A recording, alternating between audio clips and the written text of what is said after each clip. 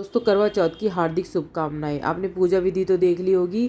आपको गेहूं लेकर हाथ में ये कहानी सुननी है। एक लोटा रख लीजिए और अपना करवा रख लीजिए और सादा लोटे का जल और करवा, और हाथ में लेने हैं गेहूं। अब कहानी सुनते हैं।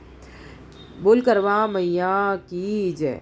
एक साहूकार के साथ और एक लड़की थी। साहूकार के बेटे अपनी बहन से बहुत प्यार करते थे। साहूकारनी के साथ उसकी बहुओं और बेटी ने चौथ का व्रत रखा था। चौथ का व्रत में चांद देखकर ही व्रत खोलते हैं। रात को जब साहूकार के लड़के भोजन करने लगे तो उन्होंने अपनी बहन से भोजन के लिए कहा। इस पर बहन ने बताया कि उसका आज व्रत है और वह खाना चंद्रमा को देखकर ही व्रत खोलेगी, कुछ नहीं खा सकती। सबसे छोटे भाई को अपनी बहन की हालत देखी ना जा रही थी और वह दूर पेड़ पर एक दीपक जलाकर चलनी की ओट में रख देता है और दूर से बहन को दिखाता है। चलनी की ओट में रखा दीपक चांद की तरह लगता है। ऐसे में वो ऐसा लगता है जैसे चतुर्थी का चांद हो। बहन ने अपनी भाभी से कहा कि चंद्रमा निकल आया है, व्रत खोल लें, लेकिन भाभियों ने उसकी बात नहीं मानी और व्रत नहीं खोला।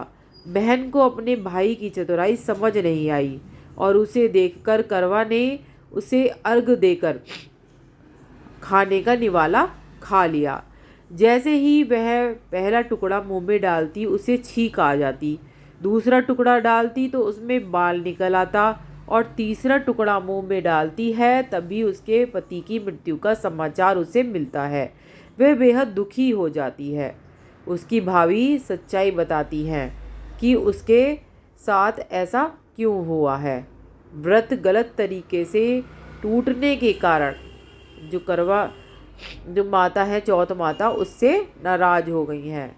इस पर वह निश्चय करती है कि वह अपने पति का अंतिम संस्कार नहीं करेगी और अपने सतीत्व से उन्हें पुनर्जीवित करेगी।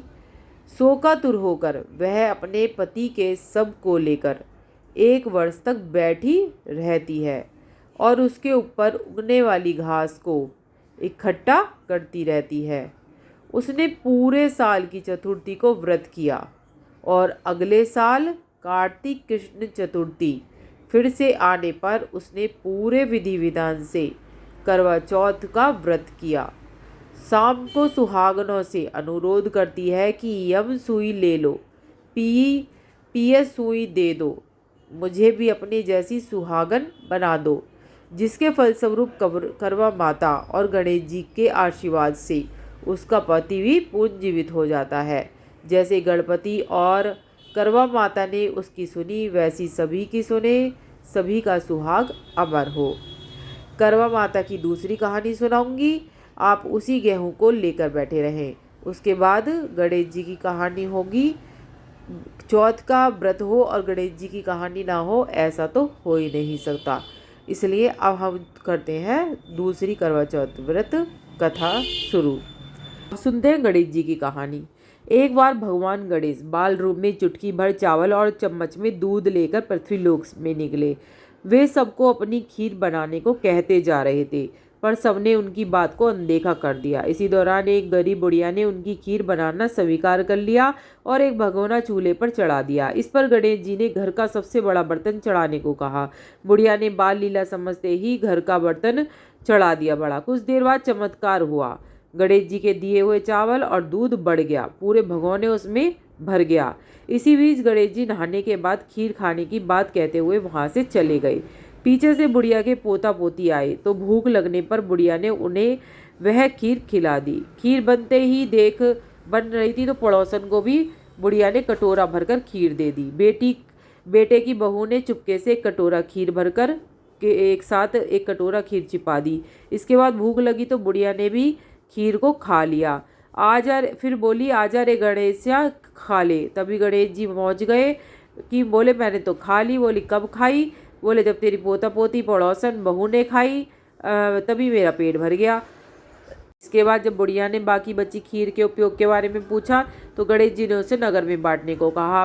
जब बुढ़िया ने खीर बांटी, राजा को इसका पता लगा कि वह बुढ़िया को अपने दरबार में बुला लिया।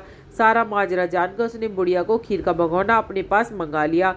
राजा के महल में जैसे ही पहुंचा तो उसमें कीड़े मकोड़े जानवर विलविला रहे थे। राजा ने वह बर्तन वापस बुढ़िया को दे दिया। उसके घर ले जाते ही वापस पहले जैसा फिर हो गया। इसके बाद बुढ़िया ने गणेश जी से बची हुई खीर का उपयोग पूछा तो उन्होंने झोंपड़ी के कोने में गाड़ देने को कहा। ऐसा कर बुढ़िया रात को सो गई और गणेश जी को उसकी झोंपड़ी में लात मारते ही अंतर्ध्यान हो गए। अगले दिन जब बुढ़िया उठी तो अपनी झोंपड़ी महल में बदली पाई। गणेश जी के बर्तन सोने जवाहरातों से भरे मिले। गणेश जी की कृपा जानकर बुढ़िया काफी प्रसन्न हुई और गणेश जी की महाराज की कृपा से जैसे बुढ़िया को फल दिया वैसे सबको देना। कहते सुनते हुंकारा भरते का भला। बोल गणेश जी महाराज की जय। राधे राधे।